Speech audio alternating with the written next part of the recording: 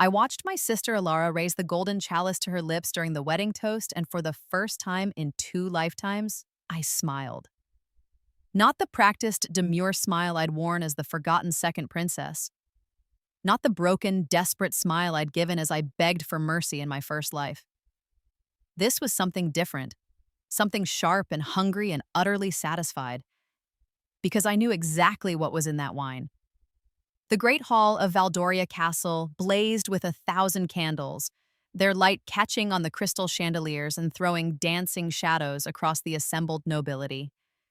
My sister looked radiant in her wedding gown, a masterpiece of Aldorian silk and pearls that had taken 60 seamstresses 3 months to complete. Crown Prince Christoph of Nethermore stood beside her, devastatingly handsome in his military dress uniform, his hand proprietarily placed on her waist. I sat at the family table wearing a dress of pale gray that my mother had selected for me. "Something understated, Serafina," she'd said, not even looking at me. "We wouldn't want you drawing attention away from your sister on her special day." As if I ever could, as if I ever had, the royal master of ceremonies struck his staff against the marble floor 3 times. "The toast of unity," he proclaimed. "May the bride and groom drink deeply of love and trust." Alara's laugh tinkled like bells as she lifted her chalice higher. Around the hall, 500 guests raised their own glasses in response. I raised mine too, though I didn't drink. I just watched. And remembered. In my first life, I'd drunk from that chalice. I'd smiled and applauded as Alara married the man I'd loved since childhood, the man who'd promised me his heart in secret gardens and stolen moments. I'd been a good sister, a good daughter, a good forgotten princess. And 6 months later, I'd died screaming in a dungeon cell, accused of treason I hadn't committed, while my sister watched and smiled. But death, I'd learned, wasn't always the end. I'd opened my eyes on my 18th birthday again. 5 years before this wedding, 5 years before everything fell apart, and this time I knew every move they'd make before they made it. "To love," the crowd chorused. Alara drank. Christoph drank. The nobility drank. And I waited. The Veritarum Absolutum I'd acquired from the black market alchemist 3 months ago was odorless, tasteless, and absolutely irreversible once ingested. Within 10 minutes, anyone who'd consumed it would be physically incapable of lying. Every thought, every secret, every carefully buried truth would come spilling out at the slightest question. I'd replaced every bottle of ceremonial wine in the castle's cellars 2 days ago. Every single one. The first sign came 5 minutes into the feast. Lord Harrington, the Minister of Finance, suddenly stood up and announced to his dinner companions, "I've been embezzling from the royal treasury for 7 years. I have 4 mistresses and a gambling debt of 50,000 gold crowns." His wife screamed.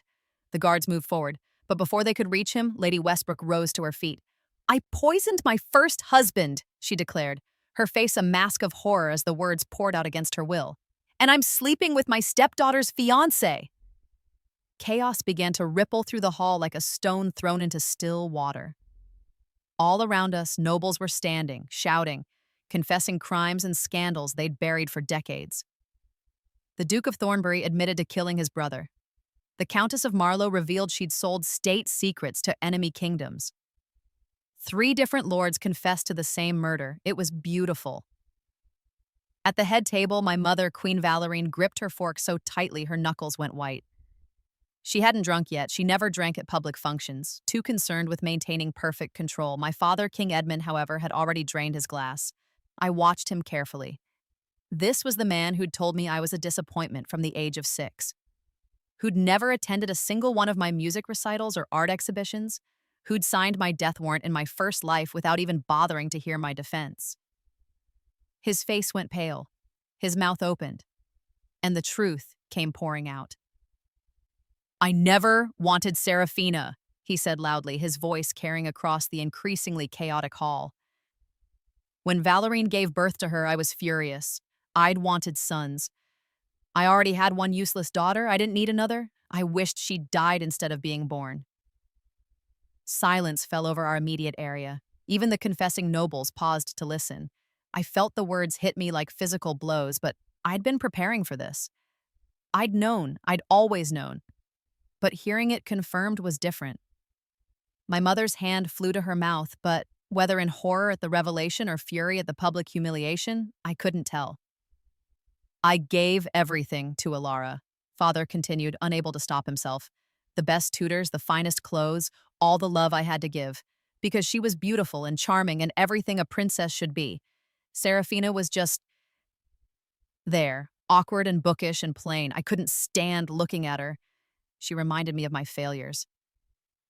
Alara's face had gone from flushed with wine to pale with panic. She grabbed Kristoff's arm. "We need to leave," she hissed. "Now!" But Kristoff was staring at his own half-empty chalice with dawning horror. The prince was many things: ambitious, calculating, ruthlessly intelligent. But he'd always been careful to hide his true nature behind a mask of princely charm. That mask was about to shatter. "The wine," he whispered. Then louder. "The wine is poisoned.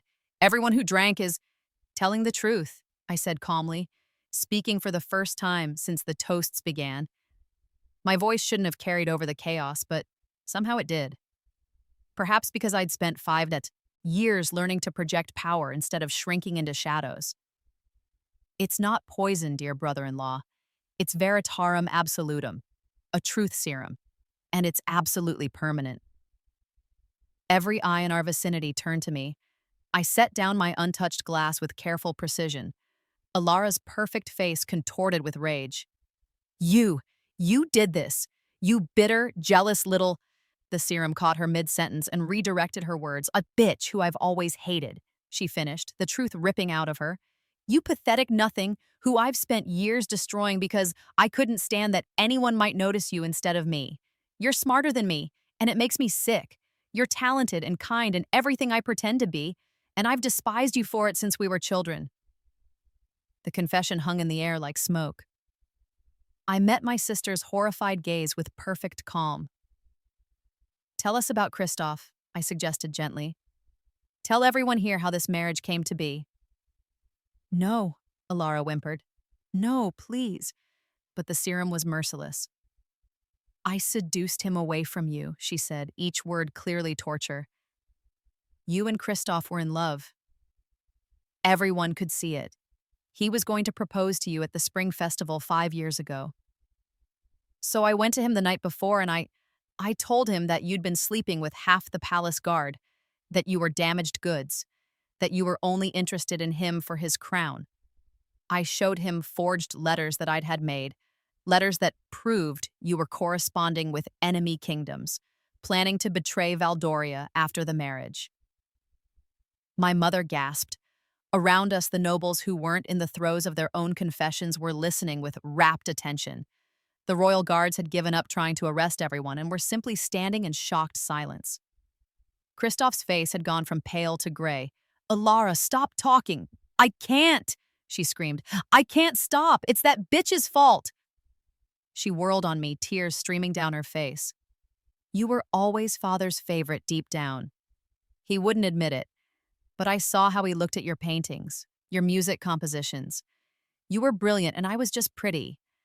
Pretty and empty and so jealous. So I made you disappear. I made everyone forget about you. And it still wasn't enough. "What did you do?" I asked softly. This was the question I'd been waiting 5 years to ask. The question that had burned in my mind as I died in that cell. "Tell everyone what you did to me in my first life."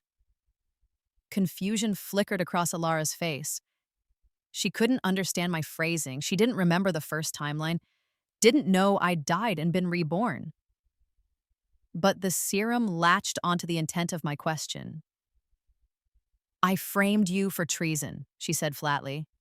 6 months after my wedding, I planted documents in your chambers proving you were plotting to assassinate father and seize the throne. I paid your maid to testify against you. I convinced Kristoff to demand your execution because I told him you'd been planning to kill me and take my place, and I watched as father signed your death warrant without even questioning whether you were guilty." The Great Hall erupted. Nobles who'd been focused on their own scandals turned to stare at the royal family. I heard gasps, shouts, the scraping of chairs as people stood for a better view. The royal guard captain took a step toward Alara, his hand on his sword, but I held up my hand. "Wait," I commanded, and to my surprise, he obeyed. "I'm not finished." I turned to Kristoff. The Crown Prince of Nethermore was gripping the edge of the table so hard I thought the wood might splinter. He was fighting the serum with everything he had, his jaw clenched, his whole body rigid. It wouldn't matter. No one could fight Veritarum Absolutum. "Tell them why you agreed to marry Alara," I said. "Tell them what you really thought of me." The words burst from him like water from a broken dam. "I loved you," he said, and the anguish in his voice might have moved me if I hadn't already died once because of his choices. "God help me, I loved you more than anything. You were brilliant and kind, and you saw me as a person, not a prince."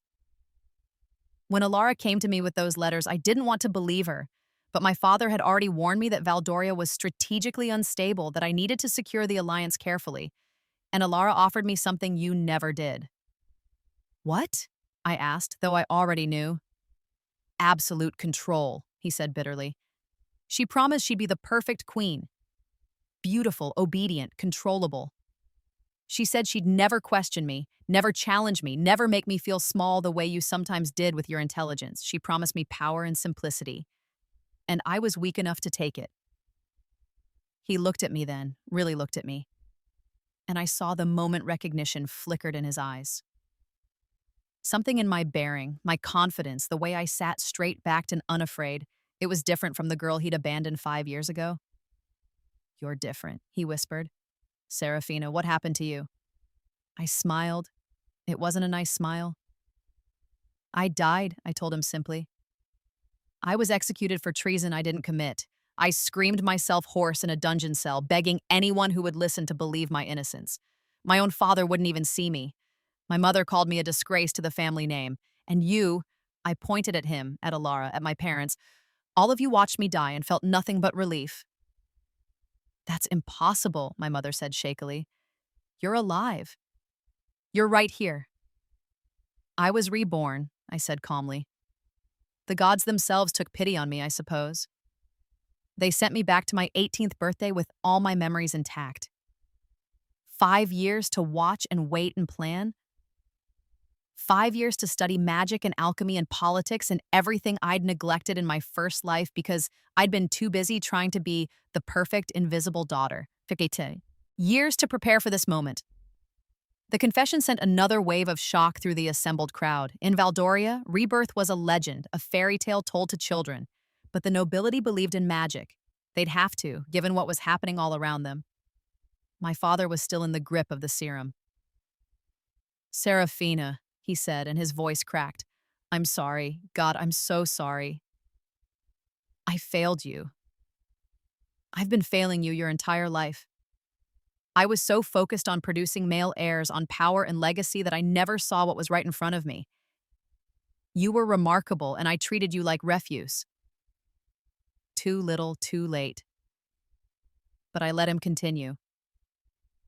"I loved your mother more than anything," he said, turning to Queen Valérine. "But you gave me only daughters, and I resented you for it. I resented Serafina for not being the son I craved, and I poured all my hopes into Alara because at least she could make a strategic marriage alliance. I was a fool." Mother's face was a mask of fury and humiliation. She still hadn't drunk from her chalice. She'd been too busy maintaining her composure, too busy judging everyone else's behavior to indulge herself. Now she stood slowly, regally, and fixed me with a look of pure venom. "You orchestrated this," she said. "This entire catastrophe. You've destroyed your sister's wedding, humiliated your family, caused chaos throughout the entire noble class." "Yes," I agreed pleasantly. "I did, and I'm not done." I raised my voice to carry throughout the hall. The confessing nobles had mostly exhausted themselves. Those who hadn't been arrested were sitting in shocked silence, their lives ruined by their own truths. But they were still listening. "Alara," I called to my sister, "tell everyone about the plans you and Kristoff made for after the wedding." She whimpered, but the truth came anyway. "We were going to have you arrested for treason, again. Kristoff and I had been planning it for months. We'd already planted the evidence, letters in your handwriting, forged documents, paid testimony from servants. 2 weeks after the wedding, you would have been dragged from your bed in the middle of the night and thrown into the dungeons. This time, we weren't going to wait for a trial. We were going to have you quietly executed and tell the kingdom you died of a fever. The crowd erupted again. Even the most jaded nobles looked shocked. To murder a princess of the blood, even an unpopular one, was an unthinkable crime. Why? Someone shouted from the crowd. Why go to such lengths? Alara was crying openly now, her perfect makeup streaking down her face. Because she was still alive, she sobbed. As long as she breathed, I'd never feel safe. People might remember her, might realize she was better than me, might question why I got everything and she got nothing. She had to die. I stood then, rising from my chair with the grace I'd learned from 5 years of intensive training with the kingdom's best. Dancing masters. In my first life, I'd been clumsy and awkward. In this life, I'd made myself into something different, something dangerous. The truth serum will last forever, I announced to the hall. Everyone who drank tonight will never be able to tell a lie again. They'll live their lives in complete, agonizing honesty. Every dark thought, every hidden crime, every secret shame, it will all come spilling out at the slightest provocation. The implications rippled through the crowd like a physical wave. For the nobility, whose lives were built on deception and careful social maneuvering, this was a death sentence worse than any physical execution. But I'm not unreasonable, I continued. I didn't do this out of simple cruelty. I did this because this kingdom is rotting from the inside out. The nobility is corrupt, the royal family is weak and petty, and no one was ever held accountable for their crimes. I turned to look at the royal guard captain. Captain Hendrik, you've served the crown faithfully for 20 years. Tell me, did you know about the plot to frame me for treason? The captain's face went white, but the truth tore out of him. Yes, Your Highness. Princess Alara approached me 3 weeks ago. She offered me 10,000 gold crowns and an estate in the northern provinces if I would ensure the evidence was discovered at the right time. I accepted. I nodded slowly.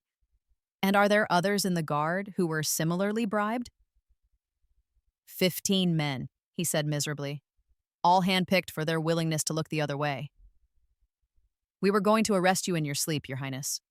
We were told to rough you up a bit, make it look like you'd resisted. Maybe break a few bones, make sure you were too injured to speak coherently at any theoretical trial. The rage I felt was cold and sharp as a blade. In my first life, the guards who'd arrested me had indeed been brutal. I'd spent 3 days unable to stand, let alone defend myself. Now I knew why.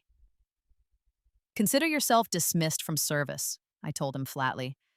You and your 15 co-conspirators will be tried for conspiracy to commit murder, attempted regicide, and corruption. If you're lucky, you'll merely be hanged. If you're unlucky, the executioner will get creative. I swept my gaze across the hall, taking in the chaos I'd created. Hundreds of nobles in various states of distress. My sister, broken and sobbing, clinging to a prince who looked like he wanted to be anywhere else. My father, gray-faced and ancient, finally seeing the monster he'd created in Alara and the daughter he'd destroyed in me. My mother, still standing rigid and untouched by the serum, but clearly calculating her next move. There's one more thing, I said quietly, but my voice carried. Mother, Queen Valérine, you haven't drunk from your chalice yet. She lifted her chin defiantly. I am the Queen of Valdoria. I will not be subjected to this poison by my own daughter. It's not poison, I corrected. It's truth, and you're going to drink it anyway. I certainly will not. I snapped my fingers. From the shadows behind the royal table, a figure emerged. He was tall, broad-shouldered, dressed in the simple black robes of a master alchemist. His face was hidden behind a silver mask, but I'd know him anywhere. This was the black market alchemist who'd sold me the Veritarum Absolutum. Or rather, he was the disguise of someone else entirely. Someone I'd spent 3 years tracking down. Someone who owed me a debt that could never be repaid. Hello, grandmother, I said sweetly. The alchemist removed his mask. The crowd gasped. Standing before us was Dowager Queen Isadora, my father's mother, who'd been declared dead 15 years ago after a tragic accident during a royal hunt. She wasn't dead. She was very, very much alive. "Hello, darling girl," Grandmother Isadora said, her voice warm and rich and utterly unrepentant. She looked at my father, her son, with an expression of profound disappointment. "Hello, Edmund. Surprised to see me?" Father made a strangled noise. His mouth opened and closed soundlessly. Finally, he managed, "You're dead. We buried you. I saw your body." "You saw a body," Grandmother corrected. "A homeless woman I dressed in my clothes and disfigured beyond recognition. Your wife tried to have me killed, Edmund. Did you never wonder why I conveniently died just after I discovered her affair with Duke Ashford?" Another bomb dropped. The nobles were beyond shock now. They'd moved into a state of numb acceptance that their entire world was being systematically dismantled. My mother, proud, cold Queen Valérine, finally showed fear. "That's a lie. A vicious, insane lie told by a madwoman who faked her own death." "Drink," I said again, my voice hard as iron. "Drink the truth serum, Mother, or I'll have Grandmother force it down your throat. Your choice." For a long moment, our wills clashed. Then, with shaking hands, my mother lifted her chalice and drank deeply. The effect was immediate. Her face went slack with horror as she felt the serum take hold. "Tell us," I commanded. Tell us everything you've done." The confession poured out of her like pus from an infected wound.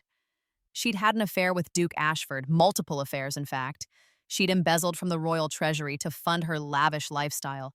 She'd poisoned Dowager Queen Isadora's favorite hunting dog, then arranged for the accident that was meant to kill my grandmother. When Isadora had survived and gone into hiding, Mother had paid assassins to hunt her down. "Why?" I asked. "Why go to such lengths?" "Because she knew," Mother hissed, the truth ripping out of her unwillingly. "She knew I'd never loved Edmund. I married him for the crown, for the power. She knew I was a social climber from a minor noble house, and she was going to convince him to annul the marriage after Alara was born. She called me a gold digger and a whore, and she was right." Father looked like he'd been struck by lightning. "Valérine, don't," she snapped. "Don't pretend you didn't know deep down. You bored me, Edmund. You always bored me. You were weak and sentimental and obsessed with sons you'd never have. I gave you 2 daughters, and you treated me like a failure. So I took lovers and I spent your money, and I turned Alara into my perfect puppet because at least she was beautiful enough to secure a powerful marriage." She turned to glare at me with pure hatred. "And then there was you. Plain, awkward Serafina, but smart, so dangerously smart. I saw how you read people, how you understood politics and strategy better than your father ever did. You were a threat.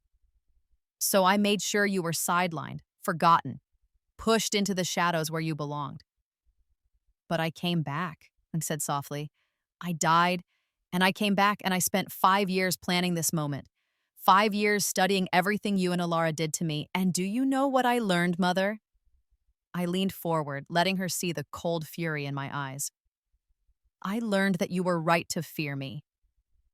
I straightened and addressed the hall once more. "By the power vested in me as a princess of the blood royal of Valdoria, and with the support of Dowager Queen Isadora, the rightful regent in the absence of a competent king, I am declaring martial law. The royal guard is disbanded, effective immediately, pending a full investigation. All nobles present tonight will remain under house arrest until their confessions can be properly documented and their crimes adjudicated." "You can't do this," Alara whimpered. "You're just the second princess. You have no authority." "I am the only legitimate princess," I corrected coldly. "You're a would-be murderer who conspired to commit regicide. Your marriage is annulled as of this moment. Crown Prince Kristoff, you are hereby expelled from Valdoria, and your alliance with our kingdom is dissolved. If you or your father attempt to retaliate, I will release documentation of your conspiracy to commit murder to every kingdom on the continent. Your reputation will be destroyed." Kristoff stared at me, and I saw something flicker in his eyes. Respect, fear, perhaps even a shadow of the love he'd once claimed to feel. "You've become magnificent," he whispered. "In another life, we could have ruled together." "In another life, I died because of you," I replied. "Be grateful I'm letting you leave alive." I turned to my father. The king, my father who'd never wanted me, was weeping openly now, the serum having stripped away every last shred of his dignity. "Serafina," he begged. "Please, I'm sorry. I'm so, so sorry. I was a terrible father. I failed you in every way possible. But you're my daughter, my blood. Surely that counts for something?" I looked at him for a long moment, feeling nothing. The little girl who'd craved his love was dead. She'd died screaming in a dungeon cell in another timeline. What stood before him now was something else entirely. "You're relieved of your duties as king," I said formally. "You will be confined to the West Tower for the remainder of your days. You will be well fed and comfortable, but you will never again sit the throne of Valdoria. The kingdom deserves better than a weak, sentimental fool who let his family rot from corruption." "And mother?" I turned to Queen Valorine, who stood rigid with fury despite her tears. "Prison," I said simply. "A comfortable cell, but a cell nonetheless. You attempted to murder the Dowager Queen. That's a capital crime. Be grateful I don't have you hanged." "You can't do this," she spat. "The nobility will never accept you as queen. You're 23 years old, unmarried, and you've just destroyed the entire social order. They'll tear you apart." I smiled. "Perhaps, but I'm not doing this alone." Grandmother Isadora stepped forward, and suddenly I saw what I'd seen in her from the moment I'd tracked her down in her alchemist shop 3 years ago. Power. Real, uncompromising power that my father had never possessed. "I am resuming my position as regent of Valdoria," she announced, her voice ringing with authority. "My son has proven himself unfit to rule. The laws of succession are clear. In the absence of a competent male heir, the crown passes to the female line. Serafina is not only my granddaughter, but the rightful heir to the throne." She placed a hand on my shoulder, and I felt the weight of her support, her pride, her absolute faith in what I'd become. "But Serafina is young yet," Grandmother continued.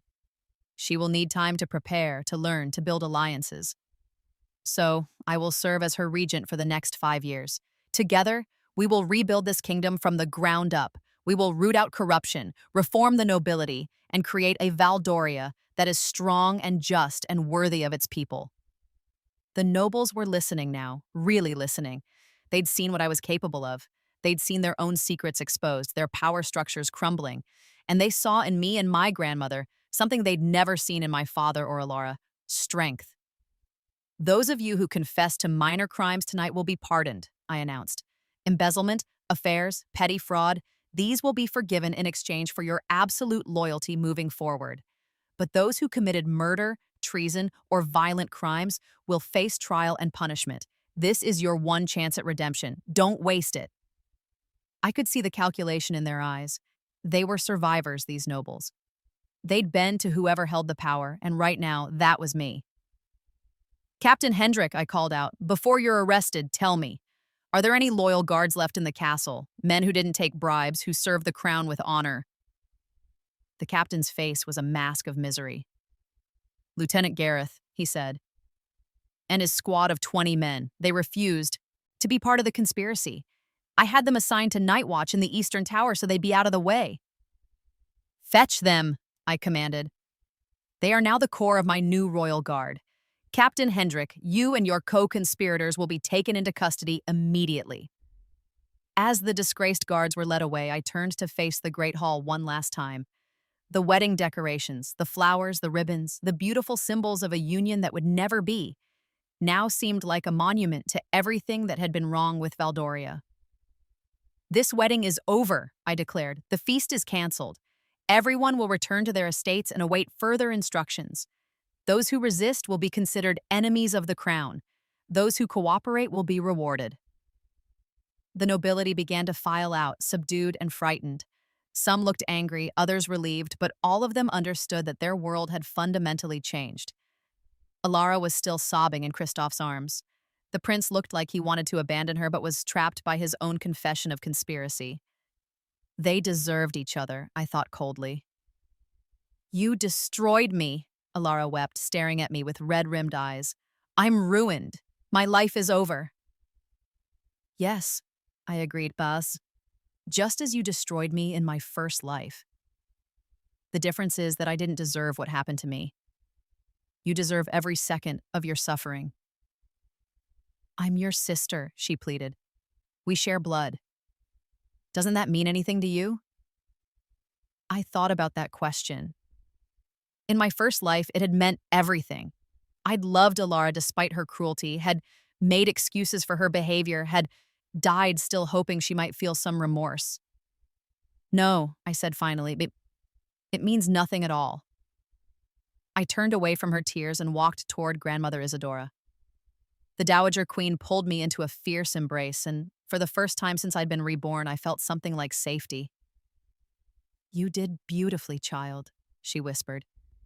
Your mother, my daughter-in-law, always underestimated you. They all did. But I saw your potential from the moment you were born. Why do you think I left you my journals when I faked my death? I knew someday you'd need them. The journals, yes, in my first life, I discovered them hidden in the library 3 months before my execution.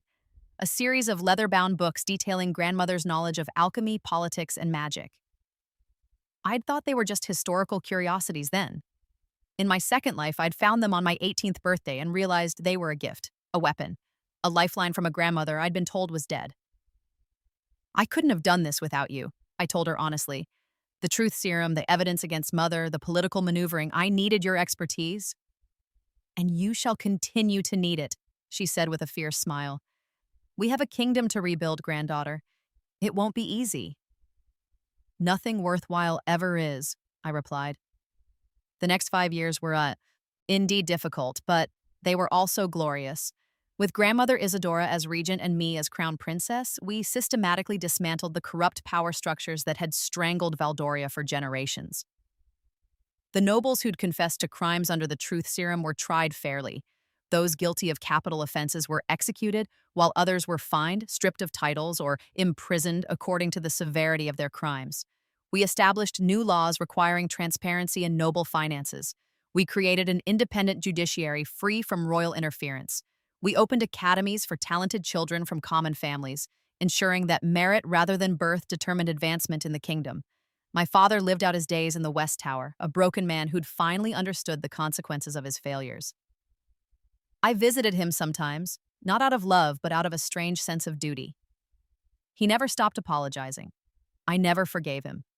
My mother died in prison 3 years after the wedding, officially of natural causes, though I sometimes wondered if she'd managed to poison herself rather than live with the truth serum forcing honesty from her for the rest of her days. I didn't mourn her. Alara was exiled to a remote convent in the mountains. The truth serum made it impossible for her to manipulate anyone ever again, and without her beauty as currency, she'd aged badly under stress. She had nothing left. Last I heard, she spent her days in prayer and manual labor, confessing her sins to anyone who would listen. It was a mercy, really. In another kingdom, she'd have been executed for attempted regicide. Kristoff returned to Nethermore in disgrace.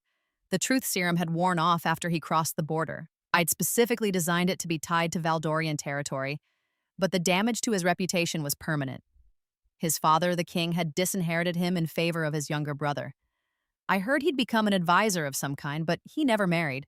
Sometimes I received letters from him, full of apologies and regrets. I burned them unread. As for me, I threw myself into the work of governance with single-minded intensity.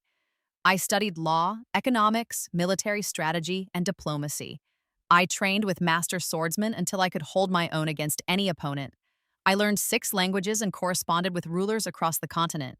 I also discovered that my rebirth had come with an unexpected gift, a form of intuitive magic that let me sense when people were lying to me. It wasn't perfect, it didn't work on everyone, and skilled liars could sometimes slip through. But it was enough to keep me safe from the kind of deceptions that had destroyed me in my first life. By the time I turned 28, 5 years after the disastrous wedding, I had transformed from the forgotten second princess into a ruler the nobility respected and feared in equal measure. Grandmother Isadora officially stepped down as regent and crowned me Queen Serafina I of Valdoria in a ceremony attended by dignitaries from every major kingdom on the continent. I ruled alone, unwed and unburdened by the need for a consort. There were suitors, of course, ambitious princes and nobles who saw opportunity in a young, powerful queen. But I'd learned my lesson about trusting my heart to anyone. Power was my only lover now, and it was far more reliable than any man had ever been. The kingdom flourished under my rule. We became known for our just laws, our thriving economy, and our queen who'd risen from obscurity to greatness through sheer will and brilliance. Bards sang songs about the wedding of truth, when a forgotten princess had destroyed the corrupt nobility with a single toast. The story grew in the telling, becoming legend, becoming myth. I liked to think that somewhere, whatever gods had granted me rebirth were pleased with their investment. 10 years after my coronation, I received an unexpected visitor. I was in my private study reviewing trade agreements with the Eastern Kingdoms when my chancellor announced, "Your Majesty, there's a woman at the gates claiming to be your aunt. She says her name is Princess Celestine of House Valorine." I froze, my quill hovering above the parchment. Princess Celestine. My father's younger sister, who'd disappeared 25 years ago under mysterious circumstances. She'd been declared dead long before I was born. "Send her in," I said slowly. "But have guards present." The woman who entered my study was in her late 40s with silver streaking through dark hair that had once been the same shade as mine. She had my father's eyes, that distinctive gray-blue that marked the true Valorine bloodline. She walked with a cane, and I could see scars on her exposed forearms that spoke of violence and hardship. "Your Majesty," she said, bowing with difficulty. "Thank you for seeing me." I studied her carefully, reaching out with my truth sense. It brushed against her and found complicated things. Pain, determination, secrets. So many secrets, but not malicious ones. Not immediately, anyway. "Sit," I commanded, gesturing to a chair. "You claim to be Princess Celestine. She's been dead for a quarter century." "As dead as your grandmother was," Celestine replied with a wry smile. "It seems faking one's death runs in the family." "Explain." She settled into the chair with a grateful sigh. "I was 16 when your mother Valorine married into our family. I saw immediately what she was. A social climber, a manipulator, a woman who would do anything for power. I tried to warn my brother Edmund, but he was besotted. Love made him blind." I said nothing, waiting. "Valorine knew I was a threat to her position," Celestine continued, "so she arranged an accident during a royal hunt, the same method she'd later use on your grandmother. I was shot by a stray arrow and left for dead in the woods, but I survived, barely. A group of traveling healers found me and nursed me back to health." "Why not return?" Celestine's expression turned bitter. "I tried. I made my way back to the capital 6 months later, scarred and limping but alive. And I found that Valorine had spent those months consolidating her power. She'd convinced Edmund that I'd been depressed, suicidal. She'd forged notes in my handwriting speaking of ending my life. When I appeared at the palace gates, she had me declared a madwoman and imposter. My own brother, your father, wouldn't even see me." The truth sense confirmed her words. I felt a strange kinship with this woman I'd never met, another victim of my mother's machinations. "So you disappeared?" I said. "I fled to the Northern Territories and started a new life under a false name. I married a merchant, had children, built a quiet existence far from the poison of court politics. And then, 2 years ago, I heard the most remarkable story. A story about a forgotten princess who'd exposed corruption at a royal wedding, who'd somehow obtained a truth serum that revealed every secret in the kingdom. A princess named Serafina who'd risen to become queen." She leaned forward, her eyes intense. "I heard the descriptions of what you'd done, how you'd systematically destroyed everyone who'd wronged you, and I thought, that's a woman who understands. That's a woman who knows what Valorine is capable of, so I came to meet you to see if the stories were true." "They're true," I confirmed. "Every word, though the bards tend to embellish certain parts." "And Valorine?" "Dead, prison fever, 3 years after her imprisonment." I paused. Or perhaps she chose death over living without the ability to lie. The truth serum was comprehensive. Celestine's eyes glistened with tears. Good, she whispered. God forgive me, but good. That woman destroyed so many lives. Your grandmother, me, you. How many others we'll never know about? We sat in silence for a moment, two survivors of the same monster. Why come forward now? I asked. Why not remain in your quiet life in the north? Because I'm dying, Celestine said bluntly. The healers give me perhaps a year, maybe 2 if I'm lucky. The arrow wound never properly healed. Infection settled deep in my bones, and before I die, I wanted to meet the niece who succeeded where I failed. I wanted to see the woman who brought down Valerine's empire. My truth sense confirmed this too. She was telling the truth about her illness, about her motivations. You have children, I said. Tell me about them. Her face softened. 3 sons. All grown now with families of their own. They know nothing of my royal blood. I never wanted to burden them with the danger of being connected to the throne. They think I'm simply a merchant's widow with a mysterious past. Would you like to tell them the truth? She considered this. No, she said finally. Let them live their peaceful lives. But there's one thing I'd ask of you, Your Majesty. Speak. My eldest son, Marcus, he has a daughter, your cousin, though she doesn't know it. She's 12 years old and she's brilliant, sharp as a blade, with a gift for mathematics and strategy that her tutors say is unprecedented. In another world, she'd make a fine heir. I understood immediately. You want me to sponsor her education, bring her to court. Not to court, Celestine said quickly. Court destroyed you, destroyed me, destroyed your grandmother. But perhaps a scholarship to one of those new academies you've established? A chance for her to develop her gifts without the poisonous influence of royal politics? It was a reasonable request, and perhaps it was fitting, rescuing a young girl from obscurity, giving her opportunities that had been denied to so many women in our family. I'll do better than that, I said. I'll establish a new academy specifically for gifted children from merchant and common families. It will be called the Celestine Academy, in honor of a princess who should have ruled but was denied her birthright. Your granddaughter will be its first student. Celestine's breath caught. You would do this? I would, but I want something in return. Her expression turned wary. What? The truth. All of it. Every detail about what Valeriane did, how she operated, who helped her. I want to know everything so I can ensure no one like her ever rises to power again. Over the next 3 months, Celestine stayed at the palace as my guest. We spent hours each day in my study, and she told me everything she remembered about my mother's machinations. It was a masterclass in manipulation, how Valeriane had identified weak points in people and exploited them, how she'd built networks of informants and accomplices, how she'd moved through court like a serpent through grass. I had scribes document everything. These accounts would become required reading for every noble child in Valdoria, a cautionary tale about the dangers of unchecked ambition. I also got to know my aunt as a person rather than a historical footnote. She was wry, intelligent, with a dark sense of humor born from surviving multiple attempts on her life. She told me stories about my father as a young man before Valeriane, before the bitterness and disappointment had calcified his heart.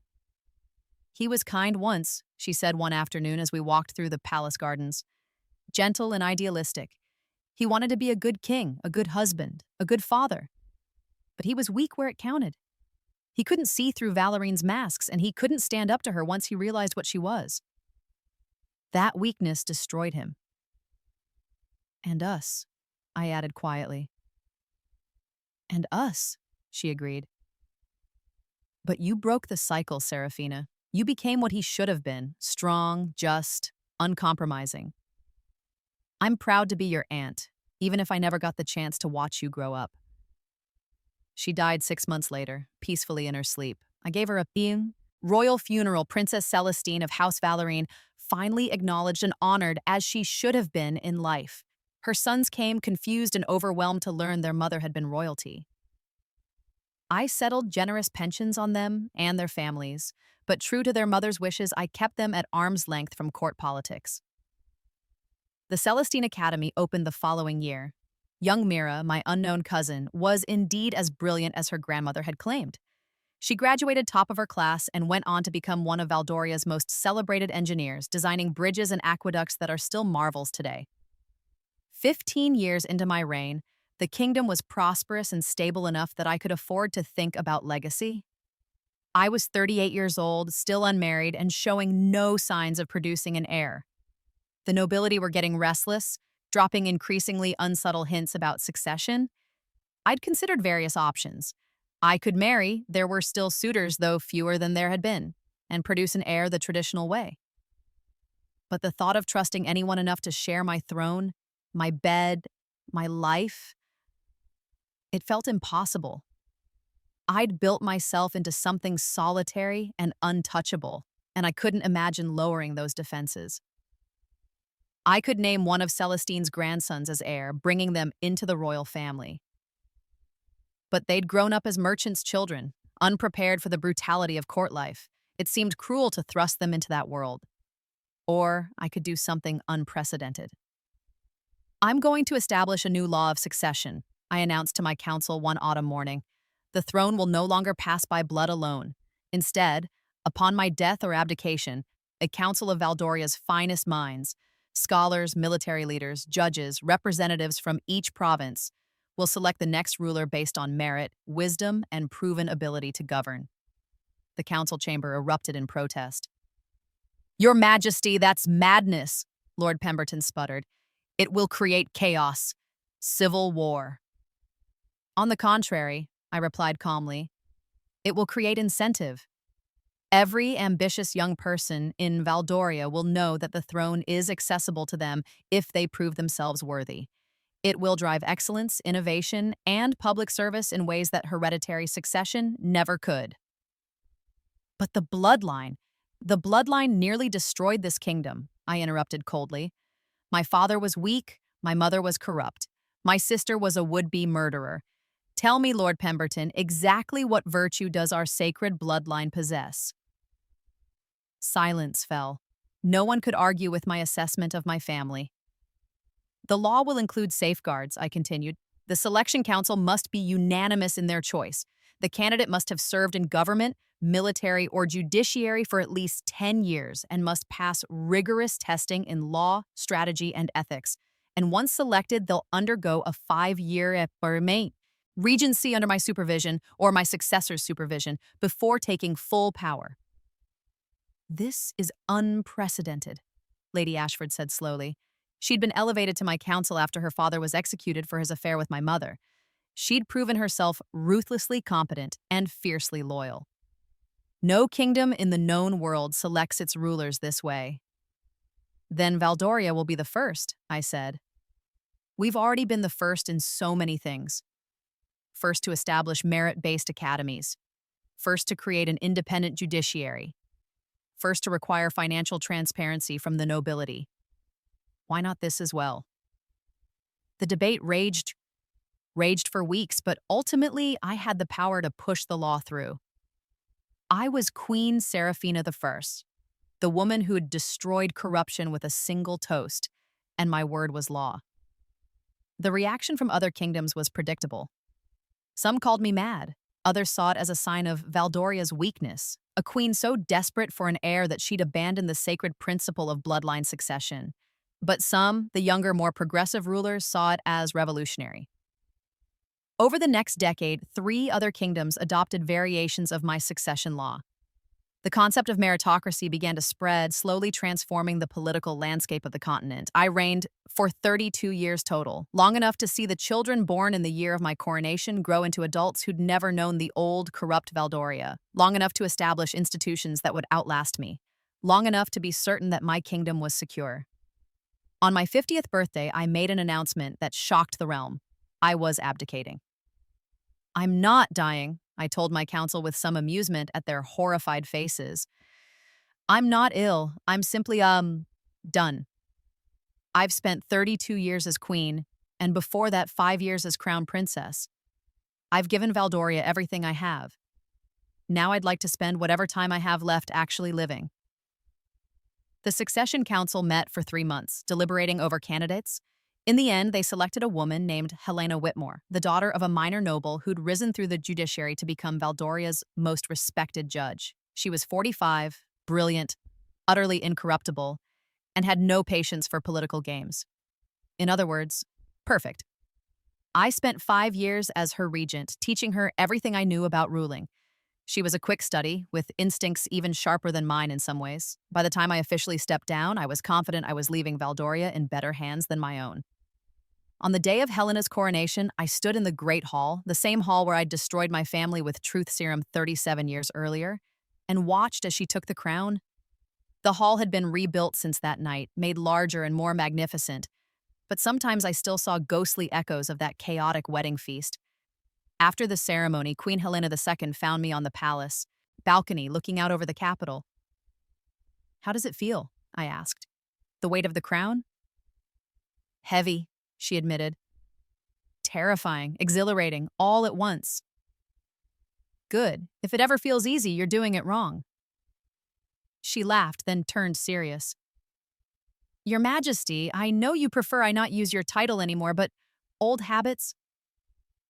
I have a question I've wanted to ask for years." "Ask." "Do you regret it? Any of it? The wedding? The truth serum? The way you destroyed your family?" I considered the question carefully. Did I regret it? Did I regret the pain I'd caused, the chaos I'd unleashed, the brutal efficiency with which I'd dismantled everything my parents and sister had built? "No," I said finally. "In my first life, I died because I was too gentle, too forgiving, too willing to believe that love and family meant something. I died in a dungeon cell, begging for mercy that never came. In this life, I chose strength over kindness, justice over forgiveness. And I built something that will outlast all of us. Your family, your father, your sister, they suffered. They suffered a fraction of what they inflicted on others." I replied coldly. "My father lived comfortably in a tower, well fed and cared for until he died of old age.